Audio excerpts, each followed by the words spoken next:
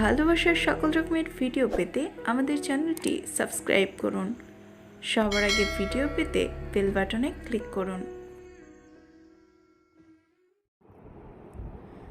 লাভ or হেট, ইভেলিনার ধৈর্য পর্ব 41।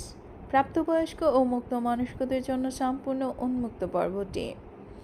দরজায় উদয় হলো সেই মানবী যাকে কেন্দ্র করে এই প্রলয়। রোজ দাঁড়িয়ে আছে, এতক্ষণ যাবৎ সব শুনেছে। ইভানকে চরম আঘাত করতে উদ্ধত আরিয়ান হঠাৎ থেমে গেল। রোজ যে এতক্ষণ যাবৎ এখানেই দাঁড়িয়েছিল তার দুপক্ষের অজানা।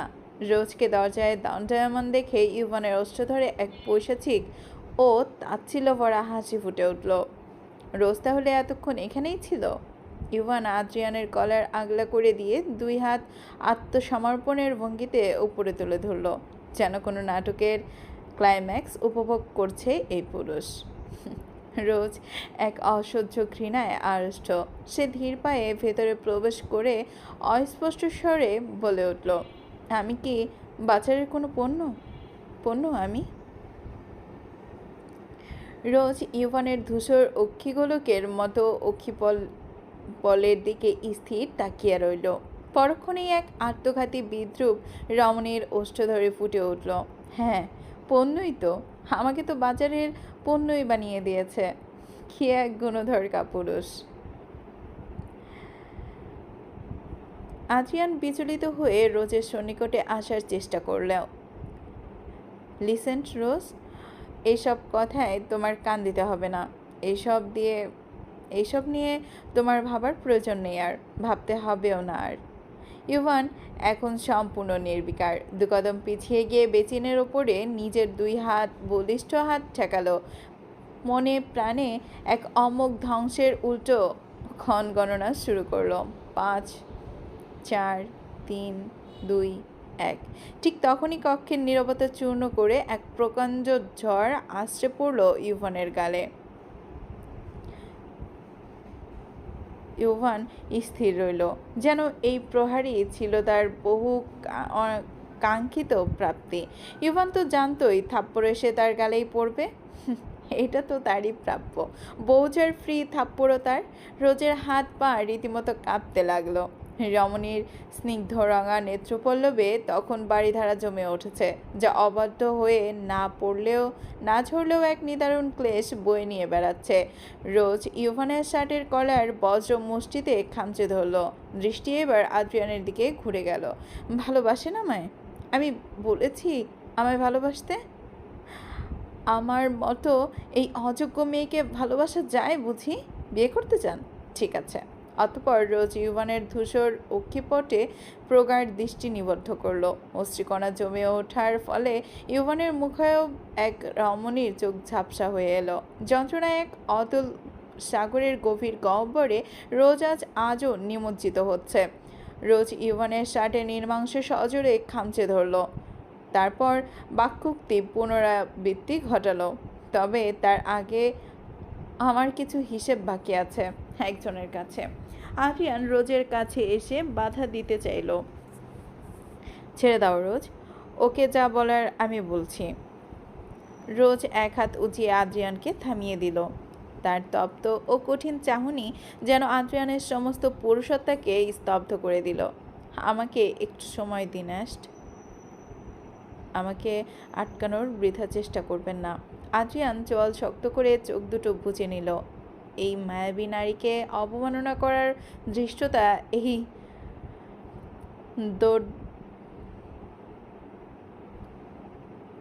দুর্গপ্রতাপ গ্যাংস্টার ভোলকপকেও বিধাতা দেয়নি। রোজ এক প্রকার ইভানের শার্টের নির্মাংস টেনে ওয়াশরুমের বাইরে পদার্পণ করলো। ইভান আটকালো না। এদিকে রোজের পুরো শরীর অসাড় হয়ে আসছে। এই বুঝি দেহ থেকে প্রাণ পাখিটাই বের হয়ে না যায়। এত সহজে রোজ মরবে না। যদি মৃত্যু এই প্রকাণ্ড নারীর দোরগোড়ায় এসেও দাঁড়ায়, তাহলে সে হিসেব চুকিয়ে তারপর মৃত্যুকে আলিঙ্গন করবে, না হলে আত্মার শান্তি মিলবে না। ইভান তার পিয়ার্সিং করা ভ্রু খানিকটা উঁচালো, তবে বাধা প্রদান করল না। রোজ যে শরীরের ভার আর সামলাতে পারছে না, তাই ইভানের দৃষ্টির অগোচরে গেল না। রোজ একবার ডিনার পার্টিকে কেন্দ্র করে বলল, এই মুহূর্তে আপনার আর আমার মাঝে কোনো তৃতীয় ব্যক্তি আমি চাই না। আপনার আর আমার মাঝে কোনো একটা পিঁপড়াও যেন না আসে। পথে আটকাতে নিষেধ করবেন, না হলে আমার চেয়ে খারাপ আর কেউ হবে না। ইভান তার প্রহরীদের দিকে এক অবজ্ঞার ইশারা করল। কক্ষের বাইরে মোতায়েন করা সমস্ত সশস্ত্র রক্ষীদের আদেশ দিল যেন রোজের পথে কোনো বাধার প্রাচীর তৈরি না হয়। ইভান এক ঝটকায় রোজের হাত সরিয়ে দিয়ে এক ক্ষিপ্ততায় রোজের কবজি চেপে ধরল। টানতে টানতে নিয়ে গেল 5 তলায় নিজের কক্ষে। ডোর লক করে দিল। এদিকে মনস্তার বিচ এর দরজার বাহিরে সবাই উপস্থিত। তবে কক্ষ ফুল সাউন্ড প্রুফ, তাই শব্দ বাইরে যাওয়ার উপায়ন্ত নেই। এদিকে পুরো রুম ঘুটঘুটে অন্ধকার না হলেও চাঁদের আলোয় মুখায়ব স্পষ্ট দেখার ক্ষমতা রাখে। ইউভান টেনে এনে রোজকে ছুঁড়ে ফেলল মখমলের বিছানায়। এলোমেলো হয়ে উঠল রমণীর শাড়ির ভাঁজ। ইউভান শার্ট খুলে উদম শরীরে ঝুঁকল রোজের সন্নিকটে। এদিকে নেত্রপল্লব দিয়ে অঝরে অশ্রু গড়িয়ে পড়ল রমণীর। আর বাঁধ মানল না। রোজ ফেলে দিল তার শাড়ির আঁচল সরাতেই মনস্টার বীজের অক্ষিপলের সামনে উন্মুক্ত হলো রমণীর সেই দুগ্ধশুভ্র নরম ত্বক, দেহের প্রতিটা বাঁক। রোজের নিঃশ্বাস বন্ধ হয়ে আসছে। ক্রন্দনরত অবস্থায় চিল্লিয়ে উঠল, নিন, শেষবারের মতো নিজের কামনার বহিঃপ্রকাশ ঘটিয়ে নিন। এটাই তো চেয়েছিলেন আপনি। আমি আবারও আপনার কাছে নিজেকে সর্বাঙ্গ বিলিয়ে দিতে প্রস্তুত হলাম। ইউভান ক্ষণিকের জন্য স্তব্ধ হলেও পরক্ষণে তার ভেতরের জানোয়ারটা হুঙ্কার দিয়ে উঠল।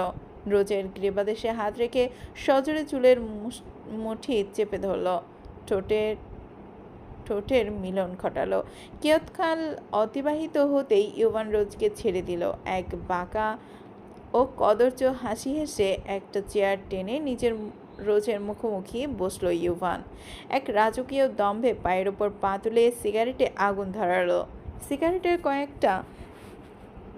কয়েক টান মেরে হাত উঁচিয়ে রোজকে বলল, শুরু কর sweetheart, come on, then I will fuck you what you want and you can't imagine. Rose দ্রুত আঁচল টেনে নিজের লজ্জা নিবারণ করল। ইউভান নির্লিপ্ত দৃষ্টিতে সামনে রোজকে তখন এক বিদীর্ণা বনলতার মতো মনে হচ্ছিল, যার পত্রবল্লভ ঝরে পড়ছে পৈশাচিক ঝড়ে, অথচ কাণ্ডটি তখনও মহিরুহের মতো দণ্ডায়মান। রোজ দেখল ইউভানের ধূসর অক্ষিগোলকের মতো নেত্রদ্বয়ে যেন দাও দাও করে জ্বলছে আগুন। রোজের মন বলছে এক্ষুনি মাটি খুঁড়ে তাতে শুয়ে পড়বে। বাঁচার ইচ্ছাটা যেন আগের থেকে আরও লোপ পেয়ে বসেছে। ভেতরটা চূর্ণ বিচূর্ণ হয়ে যাচ্ছে। কি করে বোঝাবে? কি করে ইউভানকে চুপ থাকতে বলবে যে আপনার একটা তীক্ষ্ণ কথার ঝাঁজ হৃদয়ের তীরের মতো ঢুকে? রোজ চরম ধৃষ্টতা দেখিয়ে এগিয়ে এলো, তারপর আলতো হাতে ইউভানের 2 গাল স্পর্শ করলো। সিগারেটের ধোঁয়াটা আজ আরও অসহ্য লাগছে তার। এদিকে ঝাপসা হয়ে আসা আখি পল্লবে ইউভানের মুখটা দেখার চেষ্টা করলো, পারছে না। স্বামী নামক পুরুষটার অবয়বে ক্রমশ অস্পষ্ট হয়ে উঠল। কোনো কারণে কেন করলেন আপনি এমন? কি দোষ করেছিলাম আপনার সাথে? আমার ভুল কি ছিল? কোনো ভুল নেই তোর, ছিল আত্মার শান্তি। শূন্যতা গিলে গিলে এসেছি যে, তাই তোকে দিয়ে শান্তি পেতে চেয়েছিলাম, প্রশান্তি। রোজের হৃদয়ে এক প্রলয়ঙ্করী ঝঙ্কা। সে তো জানেই এসব, তাহলে কেন বারবার এসব জানতে চেয়ে নিজের বিনাশ ঘটাতে চাইছে চিরতরে? স্বইচ্ছায় চেয়েও পারছে না এই মানুষরূপী দানবটার থেকে দূরে যেতে। তাহলে কেন নিজের বিনাশের পথটা নিজেই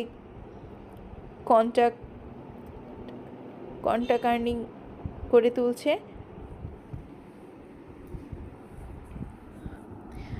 রোজ বলে উঠল, শান্তি পেয়েছেন?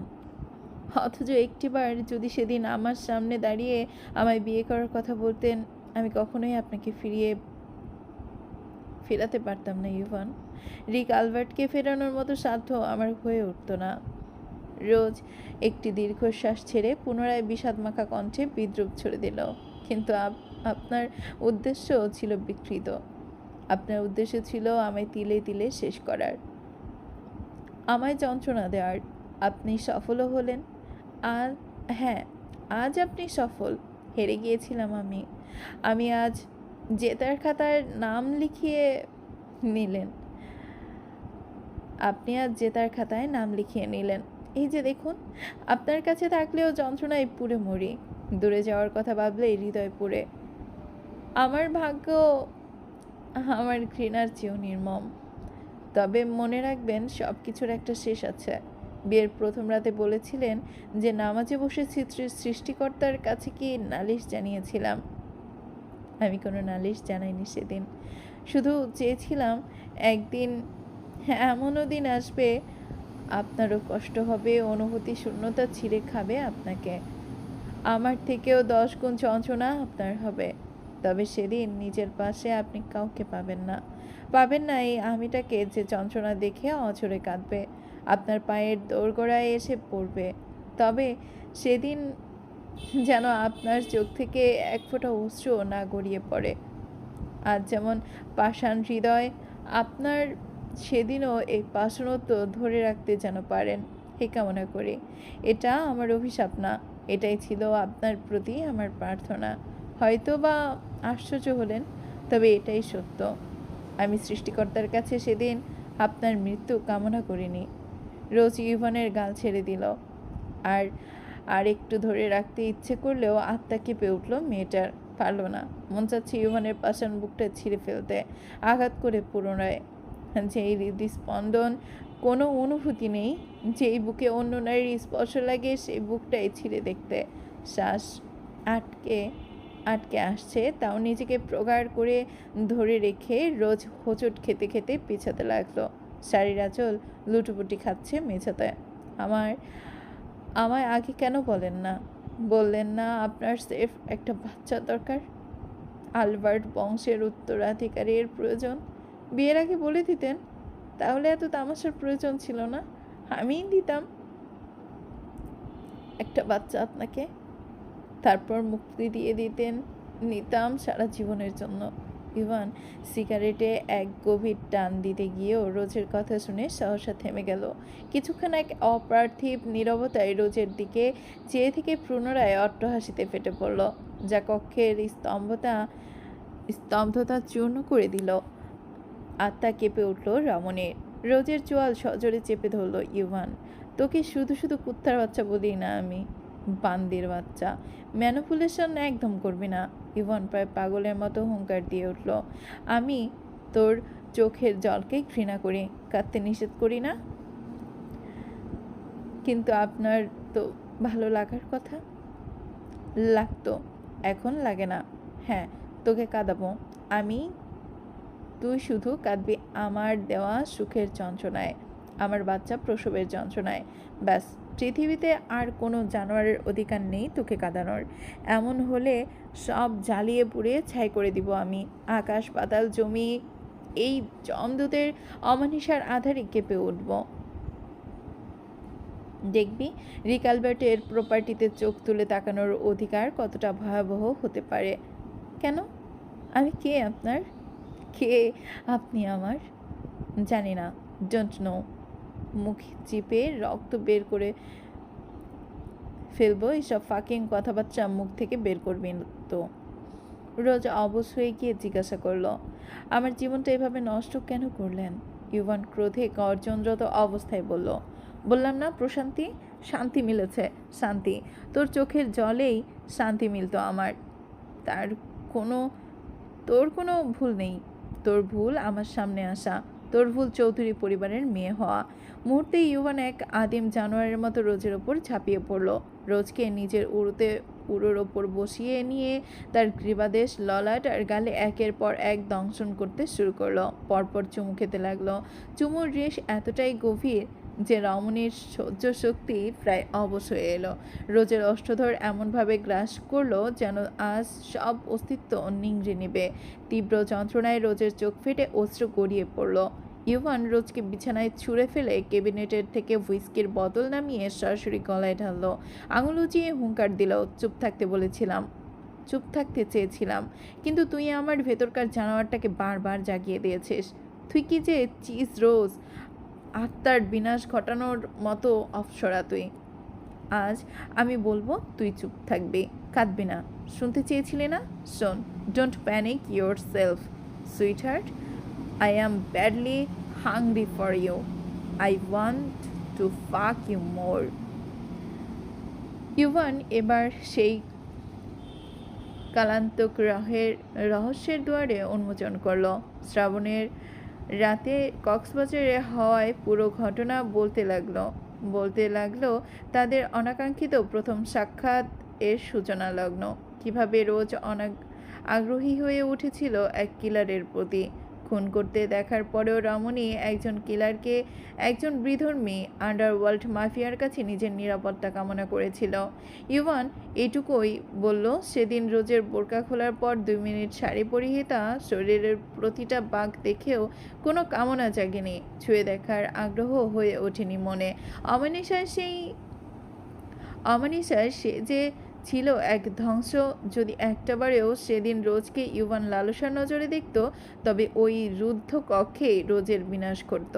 কিন্তু এই পুরুষের অনুভূতি ছিল অমানিসার মতো তুচ্ছ।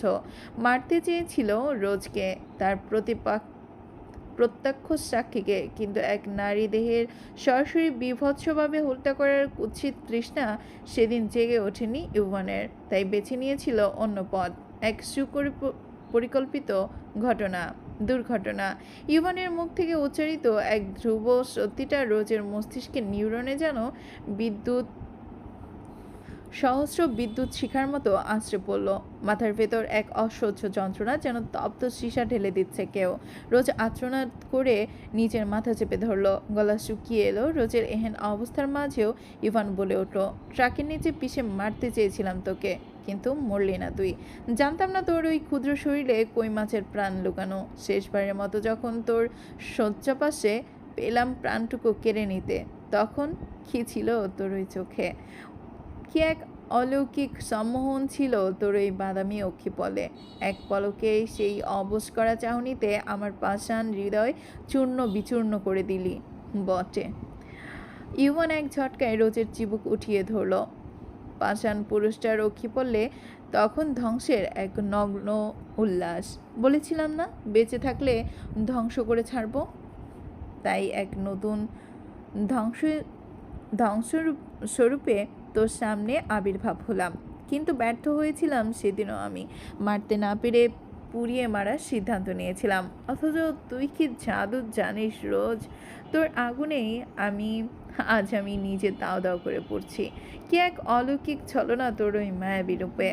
ইভান এড়িয়ে গেল সেদিন কেন তুর্যা হাউজে গিয়েছিল তার ঘটনা বলল না রোজকে। যেন ইভান চায় না রোজ আর কোনো কিছু জানতে পারুক।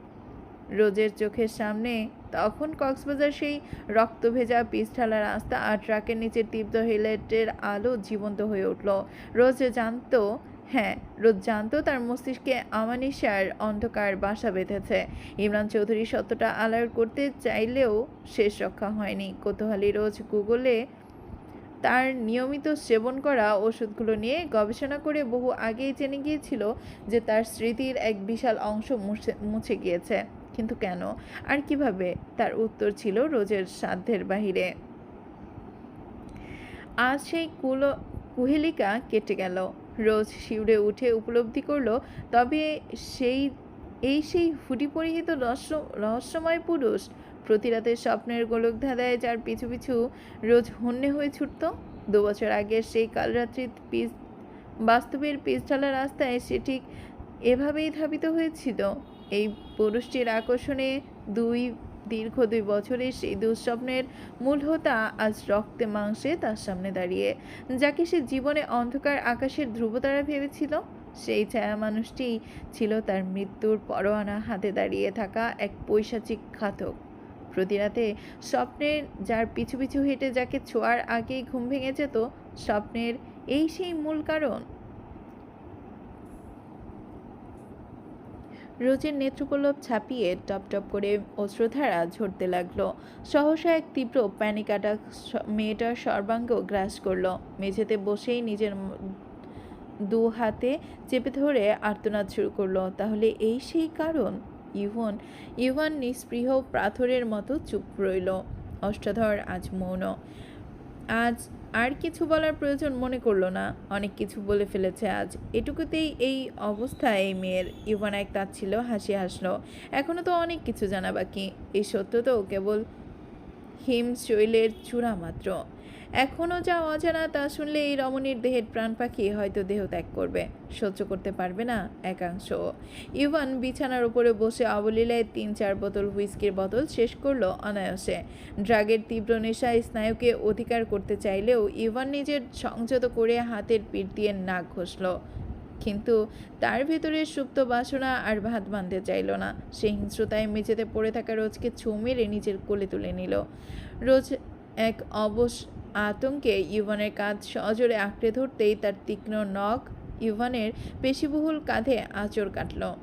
হিতাহিত জ্ঞানশূন্য হয়ে পড়ল রোজ। ইভান রোজকে বিছানায় আঁচড়ে ফেলে ক্ষিপ্ততায় রোজের সন্নিকটে ঝুঁকে পড়ল। রোজের গলদেশ থেকে লাবণ্যময় ঘ্রাণ এক নিঃশ্বাসে নিজের ফুসফুসে টেনে নিল ইভান। পুরুষালী দেহের পরিচিত ল্যাভেন্ডার ঘ্রাণে রোজের অন্তরাত্মা কেঁপে উঠল। তবে বাধা প্রয়োগ করল না, করবেও না। এই শেষ স্পর্শেই যেন তার মরণ হয়। যন্ত্রণার চরম শিখরে দাঁড়িয়েও রোজ যেন এক বিচিত্র আবেগে ইভানের বক্ষে নিজের নাক ঘষতে গংড়িয়ে উঠল। ছুঁয়ে দিন আমায়, গভীরভাবে, ততটুকু গভীর যতটুকুতে আমার আত্মা আবেশে তৃষ্ণার্ত হয়ে নিস্তেজ হয়ে পড়ে। ভালোবাসা আশা করি না, আর করবো না। এটাই তো শেষবার, তাই নয় কি? যা ইচ্ছা করে নিন। শেষবার শব্দটা শোনা মাত্র ইভানের ভিতরে এক পৈশাচিক রোষ মাথাচাড়া দিয়ে উঠল। সহ্য করতে পারল না রোজের স্পর্ধা, প্রশংসা না করে পারল না। মাফিয়া বসের সান্নিধ্যে থেকে তাকে যখন যা খুশি বলে ফেলার স্পর্ধা শুধু এই নারীর মধ্যেই বিরাজ করে। ইভানের সমস্ত সত্তা যেন অগ্নিগর্ভ হয়ে উঠল। এক ঝটকায় রোজের গলা চেপে ধরে বিছানার সাথে পিষে দিল এবং পরক্ষণেই মেয়েটার চুল মুষ্ঠ করে টেনে নিজের উড়োর ওপর বসিয়ে দিল। এক ক্রুদ্ধ সারের ন্যায় ফুঁসতে ফুঁসতে গর্জে উঠল, ফাক ইয়োর, শেষবার। তুই কি খোদা? তুই কি করে জানলি এই বান্দি? তুই কি করে জানলি শেষবার নাকি না? রোজ অসহ্য যন্ত্রণায় ইভানের কাঁধে মুখ লুকিয়ে চোখ বুজে রইল, নুয়ে পড়ল। ধরা গলায় ফিসফিস করে বলল, খোদা তো আপনিও নন। আপনি কি তবে খোদায় বিশ্বাস করতে শুরু করেছেন? মেনে নিলেন যে এক সৃষ্টিকর্তার ইচ্ছাতেই পুরো সৃষ্টি জগৎ পরিচিত হয়? ইভান তার রক্তচক্ষু রোজের চোখের উপর স্থির রেখে বলল, তোর খোদাই তোকে আমার কাছে পাঠিয়েছে, এটা তুই বিশ্বাস করিস তো? সারা জীবন যদি যন্ত্রণায় দিতে চান, তবে এখন কি করে পারছেন ছেড়ে দিতে? Because of you. আমার সাথে থাকতে হলে আমার পথে চলতে হবে। সাদরে মৃত্যুকে আলিঙ্গন করার ক্ষমতা থাকতে হবে। ভয়কে পরাজয় করে জয়ের পথে হাঁটতে শিখতে হবে। কঠোর সত্তার অধিকারিণী হতে হবে। রোজ মুখ কুঁচকে নিল। ঘৃণা হয় আমার। আমি তো কোনো দিনও এমন জীবন কামনা করিনি। তুই যেমনটা চাস তেমন জীবন আমি কোনো দিনও দিতে পারবো না। কোনো দিনও ত্যাগ করা সম্ভব নয়। না ত্যাগ করতে পারবো সাম্রাজ্য? তুই অনেক কিছু জানিস না, আমার প্রয়োজনও নেই, জানার প্রয়োজনও নেই, কারণ ইভান কারো সিম্প্যাথি গ্রহণ করে না। কখনো কখনো চাইলেও আমার মরীচিকা থেকে বের হতে পারি না। হ্যাঁ, যে তোকে সুন্দর সংসার দিতে না পারলেও আগলে রাখার ক্ষমতা আমার আছে। আপনার সব ক্ষমতাই আছে, শুধু নেই ভালোবাসার। মুহূর্তে রোজ ইভানের গলার চেইন টেনে ইভান সমেত বিছানায় শুয়ে পড়ল। আজ আর কিছু জানার আগ্রহ হলো না রোজের। ভেতরটা এক অজানা আশঙ্কায় চলে উঠল। চোখ বেয়ে জল গড়িয়ে পড়তে লাগলো। ইভানের রোজের শারীরিক অংশে ছড়িয়ে দুগ্ধ শুভ্র কোমরে উদরে কামড়ে ধরতেই রোজ তীব্র আর্তনাদে কক্ষের স্তব্ধতা চূর্ণ করে দিল। ইভান আঁকড়ে ধরল রোজের তন্নি দেহ। যদি যদি মরে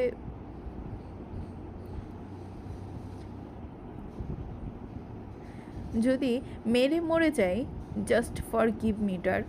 I will never become a gentleman for you. Never never never. হঠাৎ হঠাৎ এক তীব্র আলোর ঝলকানিতে ধেয়ে এলো বেলকুনি দিয়ে রুমে। রোজ আঁতকে উঠে চোখ বুঝতেই ইভান বহিরাগত পরিবেশ নজর দিতেই দেখল পরপর দুটো মিসাইল আইল্যান্ডের সীমানা জলরাশিতে পড়েছে। পরপর দুটো পড়তেই পুরো 10 তলা উচ্চতার রয়্যাল বিল্ডিং ভূমিকম্পে কম্পিত হলো। কেঁপে উঠল ভূমি। দরজার বাহিরে গার্ডদের ছোটাছুটি টের পেল ইভান। প্রত্যেক ফ্লোরে ল্যান্ডলাইনগুলো সিগন্যাল দিতে শুরু করলো। ইমার্জেন্সি অ্যালার্ম বেজে উঠছে। ধূসর চোখে তখন আদিম জিঘিংসা। পরপর দুটো মিসাইল রয়্যাল বিল্ডিংয়ে লক্ষ্য করে না এলেও আইল্যান্ডের জলসীমানায় পড়ার সাথে সাথেই সমুদ্রে বুকে এক তীব্র ভয়ঙ্কর ঢেউ উঠল।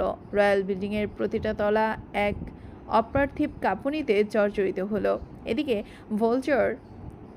ভোলচার আইল্যান্ডে এক আতর্কিত হামলা আদ্রিয়ানের এক চরম আশ্চর্যতায় অস্থিরতায় নিক্ষেপ করলো। সে কিছুতেই নিজেকে শান্ত করতে পারছে না। রোজ তার শুকতারা ইউভানের অধীনে। এই অপার্থিব যন্ত্রণা তার শির দ্বারা বেয়ে হিমশীতল স্রোত বইয়ে দিতে লাগলো। রোজ অন্য কারোর অর্ধাঙ্গিনী এই ধ্রুব সত্যিটা মেনে নেওয়ার দৃশ্যতা আদ্রিয়ানের হয়ে উঠছে না। ঠিক তখনই আইল্যান্ডের জনসীমানায় মিসাইলের বিস্ফোরণ, আদ্রিয়ানের ট্র্যাকিং ডিভাইস এক ইমার্জেন্সি অ্যালার্ম এলো। আদ্রিয়ান ইশারায় সব প্রশিক্ষিত লায়ন টিম মুহূর্তেই মধ্যে আইল্যান্ড দক্ষিণ প্রান্তের জলোচ্ছ্বাসের বাহিত জলসীমায় একজোট হলো। আদ্রিয়ান এক আদিম ক্ষিপ্ততায় একটা AK-47 লোড করে তার বাহিনীকে আদেশ দিল। আইল্যান্ডের উত্তর দিকের মাটির নিচে গোপন ঝংকারের তুষার তার স্পাইডার টিম সম্পূর্ণ বিভ্রান্তিতে পড়ে গেল। আলফা ইউভানের পরিকল্পনা মাফিক সব কিছু ঠিকঠাক এগোচ্ছিল। হঠাৎই আক্রমণ আইল্যান্ডের পরিবেশে এক অস্বাভাবিকতা অনুভব করে তুষার দ্রুত তাদের স্পাইডার বাহিনীকে প্রস্তুত করার নির্দেশ দিল। দামিয়ান তার হাতে থাকা ওয়াকিটকিতে ইউভানের সাথে যোগাযোগ করার নিষ্ফল চেষ্টা চালালো, কিন্তু ইউভান সিগন্যাল সম্পূর্ণ অচল হয়ে আছে। রয়্যাল বিল্ডিংয়ের ইউভান তার কক্ষে এক দানবীয় রূপে আবির্ভাব হলো। বিছানা ত্যাগ করে সোজা ক্যাবিনেটের দিকে এগোলো। ড্রাগের প্রতি তীব্র নেশা তার চোখ মুখে স্পষ্ট। পকেটে থাকা সিটি একটি সিরিঞ্জ বের করে তার ধমনীতে সরাসরি অ্যাড্রেনালিন আর এক বিশেষ ধরনের ড্রাগের মিক্সচার পুশ করলো। রোজ আটকানোর চেষ্টা করে কেঁদে উঠল ইভান যেন ড্রাগ পুশ না করে। তবে তা তো হওয়ারই ছিল। ইভান চোখের মণি দুটো হঠাৎ করেই সম্পূর্ণ ধূসর থেকে লালচে বর্ণ ধারণ করে নিল। আদিম ক্ষিপ্ততায় উদমে শরীরে একের পর এক গ্লুক 17 লোড করলো। কোমরের হোলস্টারে ছুরি আর পকেটে একজোড়া স্মোক গ্রানেড গুজে নিল। পুরো মুখ ঢেকে নিল কালো মুখোশে। মাথায় একটা ক্যাপ পরে রোজের এক হাত শক্ত করে চেপে ধরল। রোজ কিছু বুঝে ওঠার আগেই ইউভান রোজকে হায়া আর রাহার কাছে নিয়ে গেল। রাহা আর তার ভারী কালো বুটে মিনি রিভলভার ঢোকাচ্ছিল। রাহা কিছু বলার আগেই ইউভান শুধু এইটুকু বলল, টেক কেয়ার অফ হার, গায়ে যেন একটা আচরণ না লাগে। এই একটা ভুল ইউভানের চতুর মস্তিষ্ক করে বসল। মূলত তাকে তার রক্ষা থেকে সরানোর একটা টোপ ছিল মাত্র। যেখানে ভোলচার অ্যাটাক আসা দুষ্প্রাপ্য বিষয় ছিল, হঠাৎ দুটো মিসাইল অ্যাটাক হামলে পড়ল ভোলচারের শক্তিশালী দুবাহিনী। এই সুযোগটার অপেক্ষায় হয়তোবা ছিল কেউ একজন। পুরো লায়ন টিম, স্পাইডার টিম সহ সব স্পাইডাররা যখন সমুদ্র বন্দরে হামলার উপর নজর রাখবে, তখনই রোজকে শিকার করা হয়ে যাবে সহজে। হলো তা। রাহার হায়ের অগোচরে কখন রোজ উধাও হয়ে পড়ল টেরও পেল না। একজন অতি শুকনো মস্তিষ্কে বিকৃত সত্তার নারী সফল হলো। যতটুকু প্ল্যান করেছিল তার বেশি পেল। আন্ডারওয়ার্ল্ডের একজন প্রভাবশালী নারী ব্যক্তিত্ব, অমানিসার বিষ যার অন্তরকে জলাভূত করে রেখেছে, যার প্রত্যেকটা চাল পড়ে গোপনে। জঙ্গলের সীমানায় শেষ প্রান্তে সমুদ্র বন্দরের সামনে, যেখানে দুই মেরুর দুই মানব মুখোমুখি, ইভান আর আদ্রিয়ান। ইভানের চোখের কালচে চাহনি আদ্রিয়ানকে ভস্ম করে দেওয়ার ক্ষমতা রাখলেও এই মুহূর্তে ব্যক্তিগত ঝামেলায় পা দেওয়া যাবে না, কেননা যদি কোনো বোমা এই মুহূর্তে ফুলচরে এসে পড়ে তাহলে পুরো দ্বীপের ভয়াবহ ক্ষতির সম্ভাবনা রয়েছে। ঠিক সেই মুহূর্তে এক অশুভ সংকেত তাদের স্নায়ু যুদ্ধকে স্তব্ধ করে দিল। আদ্রিয়ানের পকেটে থাকা হাই ফ্রিকোয়েন্সি ওয়াকিটকি আর ইভানের ফোনের বিশেষ নোটিফিকেশনে টোন একই ছন্দে বেজে উঠল।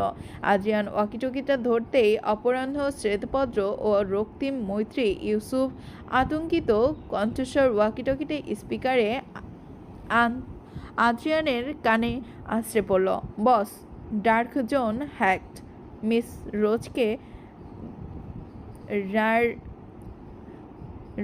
রয়্যাল বিল্ডিংয়ে নাকি পাওয়া যাচ্ছে না। সিসিটিভি ফুটেজ ডিলিট করা দেওয়া হয়েছে, কিন্তু সমুদ্রের উত্তর দিকে একটা আইডেন্টিফাইড কয়েকটা স্পিড বোর্ডের সিগন্যাল পাওয়া গেছে। Monster cat leader Katrina can নিজস্ব ডার্ক নেটওয়ার্ক ব্যবহার করে ভোলচার দ্বীপের নিচ্ছিদ্র স্যাটেলাইট কমিউনিকেশনের সিস্টেম হ্যাক করে ফেলেছে অলরেডি। বর্ডারে